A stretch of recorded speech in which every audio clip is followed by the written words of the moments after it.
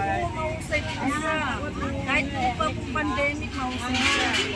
Saka luminis po yung rekta. Wala ka nang magagawa. Napakabaho. Pero ngayon ho, maayos.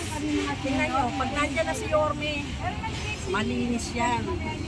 Nanay, speaking of malinis ang rekto, noong mga panahon na yun, meron din isang mukha at napakasipag din po. Si PCMS Gerardo Tubera. Ano po masasabi niyo kay Sir Jerry? Ay naku sir, ma'am, si Sir Tubera po masipag po yan. Maaga pa lang po, nagpapa-ano na yan ng mga basura dyan, yung mga ano, talagang lahat po yan nililinis niya. May sabon, may ano. Malinis po talaga. Basta si Sir Tubera po ang nandyan. Malinis po.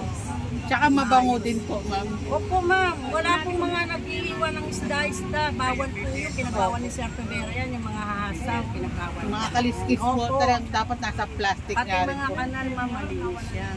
Nagda-blasting sila dyan. Araw-araw. Nagsasabon, nagsusuon rocks. Everyday po yan tuwing umaga. Opo.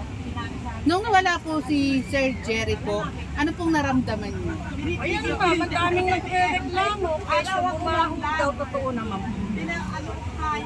Dumumi, bumaho, dumami sniper, dumami mga nagtitinda hanggang kalsada.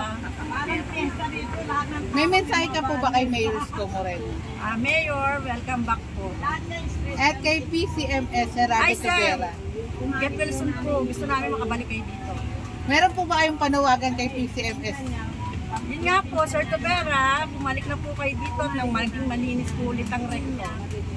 Maraming salamat po, talagang napakalinis talaga ma'am ng rekto ng panahon din ni Opo, Sir ma'am, Jerry. opo yun, talagang malinis ang rekto. Wala po mga ganyan-ganyan at saka hindi nyo maano na mabaho, amoy. Saka yung traffic nga rin po, walang traffic nga rin, diretso rin, walang nagkakating trip. At ang mga tauhan po niya, hindi po katulad. Ito ho, wala akong ano to ha, baka sabihin naman nila, inaano ko yung mga ibang pulis na nakadestino ngayon dito. Dito po, nung nandito sila Sir Tubera, lahat ng mga tauhan nasa labas. Sila nagbabantay, bawal mag one way, bawal dumaan ng ano, mga sumasalupo. Saka talagang pinapanood po nila yung mga daanan ng tao. Katulad dyan, yung mga truck po na yan. Pag nakita nila yung nakabalandra dyan, papalisin po nila yan pala.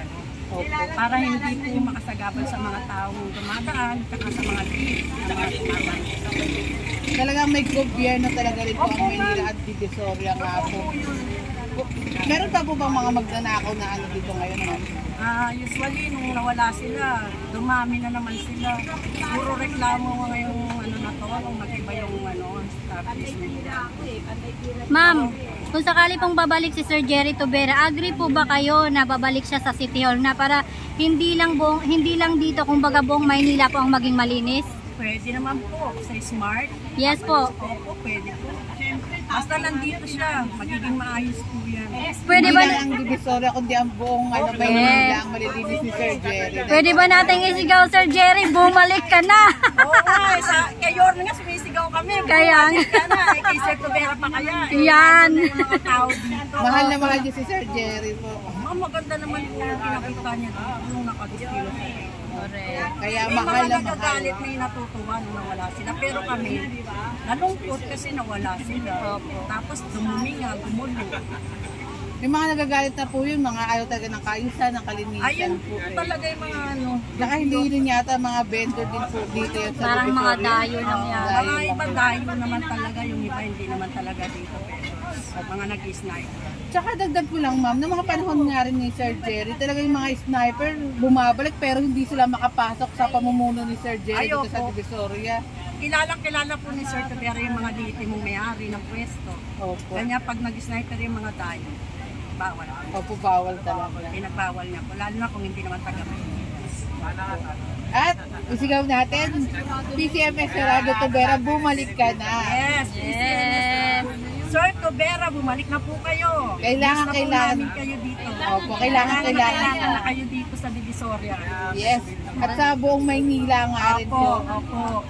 Salamat Salamat po. ma'am. Thank you, ma'am. God bless Ito po. ko si ma'am.